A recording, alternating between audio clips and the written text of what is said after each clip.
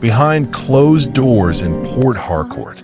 Episode 1. The Wedding Everyone Envied. Port Harcourt does not whisper. It hums.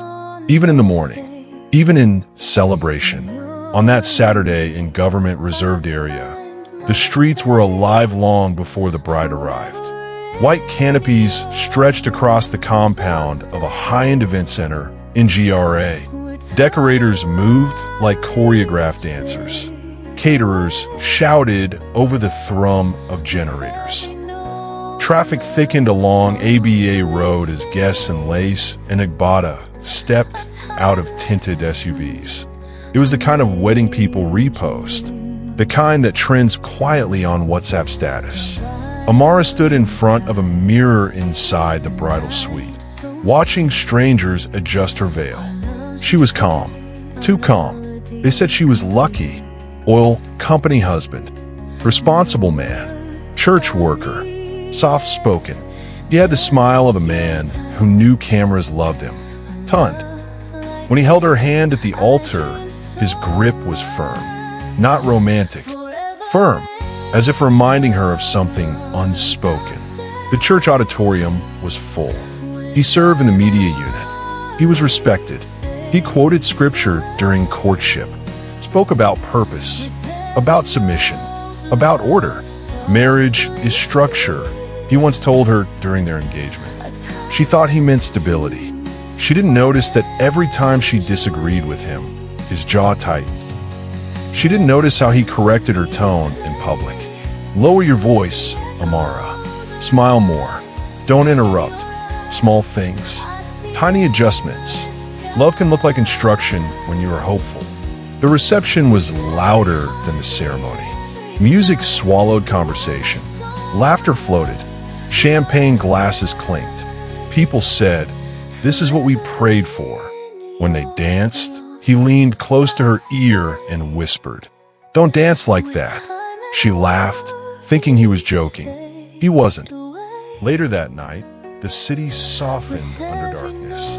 Back at his furnished apartment near Rumio Okoro, the air smelled like new paint and imported air freshener. Outside, generators hummed in uneven rhythm. The lights flickered once before stabilizing. Inside the bedroom, silence replaced music. Marriage began. She was still in her makeup when he spoke again. "Why were you laughing so loudly with Uche?" She blinked. "What?" "At the reception. It was just a joke." His face changed. Not dramatically, just slightly. The warmth drained. "You're married now." The first argument was quiet, controlled, measured. He spoke like a lecturer correcting a student. "You must carry yourself differently. You represent me. I don't want people thinking my wife is loose." Loose. The word hit her harder than the tone. She tried to explain. He stepped closer, too close. His voice dropped. "You don't understand respect." The slap came so fast it felt like air. Not pain, just shock. Silence swallowed the room. Even the generator outside seemed to pause. They both stood there, her cheek burning, his chest rising and falling. He looked at his own hand as if it belonged to someone else. Then he did what many first-time abusers do. He cried. He held her. He said, "I am sorry. I am stressed. You pushed me. I love you." Tears can be confusing when they come from the same person who hurts you. She believed him because it was their wedding night. Because everybody said she was lucky. Because the church said marriage requires patience. Because leaving on day one would be shameful. Outside, rain began to fall lightly. Port Harcourt rain. Sudden, unapologetic. It tapped against the window. Inside that apartment, something invisible shifted. Not loudly, not dramatically, just slightly.